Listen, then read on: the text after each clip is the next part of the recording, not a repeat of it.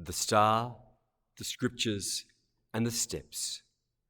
These are the three things which led the wise men, or Magi, or kings, pictured behind me here, to seek and to find Jesus and to come and worship him. You know that mostly I start my homilies with a story or an example of someone trapped in a cave or up a mountain, or some story I can illustrate a gospel with, but not today. Today, the story I want to use is your story of how you have used the star, the scriptures, and the steps, like the three wise men, to come on your journey, to come and find and worship Jesus. So let's begin. The three wise men saw a star in the sky that for them was a sign that a king had been born, in fact, a God worth searching for. For us, we also begin our spiritual journey often because we have seen a sign. And for some of us, the sign is something of awe and wonder. Perhaps an ocean, a sunset, a rainforest, something which kind of swells our hearts and takes us out of ourselves to make us realize that we are more than atoms and cells, and the universe is somehow ablaze with the glory of God. Sometimes, though, the star, is actually an experience of limitation or suffering or tragedy, an experience of loss or death or grief, which somehow makes us realize that our preconceived worldview is not enough to answer the big questions. And this too makes us ask questions of God, perhaps why God, perhaps like the book we read, where the hell are you, God? But then we go on the search to find God. For me, the star in my life was the youth mission team, a group of young people I met when I was 15 years old, who were just so alive and joyful and energetic that I wanted to be like them. And they showed me that it was their relationship with Jesus that made them the way they were, that made me want to find Jesus the way they had. Secondly, the scriptures. The wise men, being wise, asked advice. They went to Jerusalem, the obvious place where the religious leaders were, and they asked where they would find the newborn king of the Jews. And those religious leaders, the scribes in Jerusalem, searched the scriptures, what we would now call the Old Testament, for them the Jewish scriptures, which revealed in the prophet Micah that Bethlehem was the place where a new ruler would arise, a new king would be born from. We too seek the scriptures as well. For us, the Bible is the anchor point of our faith. We have many other sources which build upon Scripture. We have all the writings and the teachings of the church, the writings and the lives of the saints, the mystics, many great sources we have to inspire us and flesh out what the Christian life means. But in its essence, we have to come back to Scripture. Because if we're not coming back to the same books of Scripture, then we're not talking about the same thing, the same person, or the same God. And the fact that every Catholic saint, every piece of Catholic writing can be anchored back to Scripture is our guarantee that we are indeed being orthodox. We are actually looking to the same God together. And Scripture for us as Catholics is not just a source of information. It's not something just to be analysed. It is for us an experience of coming to God in prayer.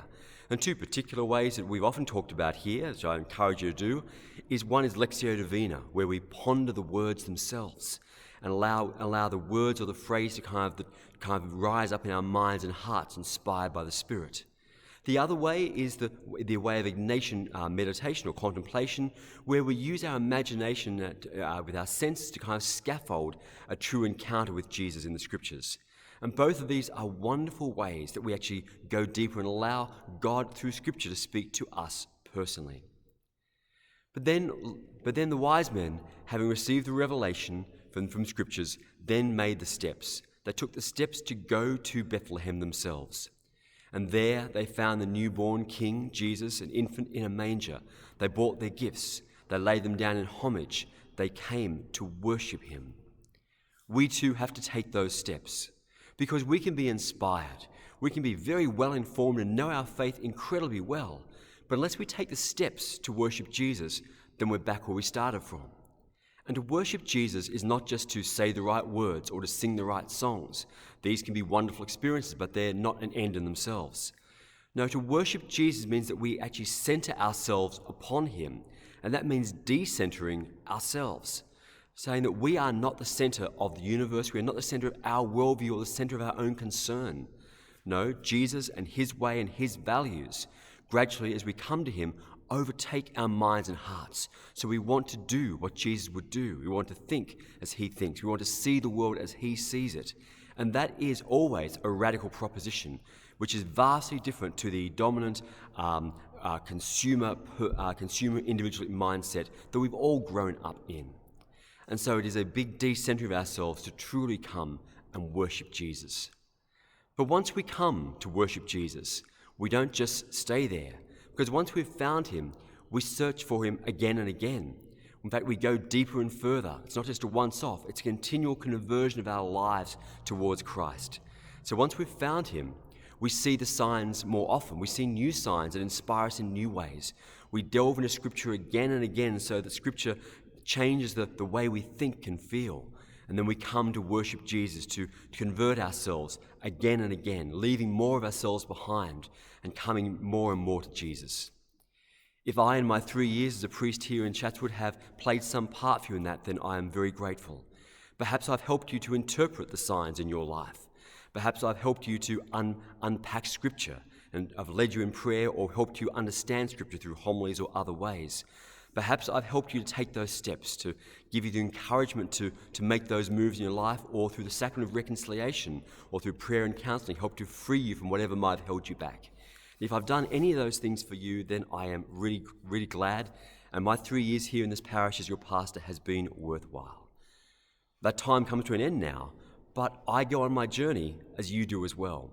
We continually go on the journey to worship Jesus, because none of us, not you, not me, none of us are ever fully converted. None of us have fully arrived. We go on the journey again and again because we have found Jesus. We want to search for him again. We want to be open to the signs God shows us, open to God revealing himself in Scripture, and open to taking the steps and doing the journey that allows us to come and worship him. Happy Christmas.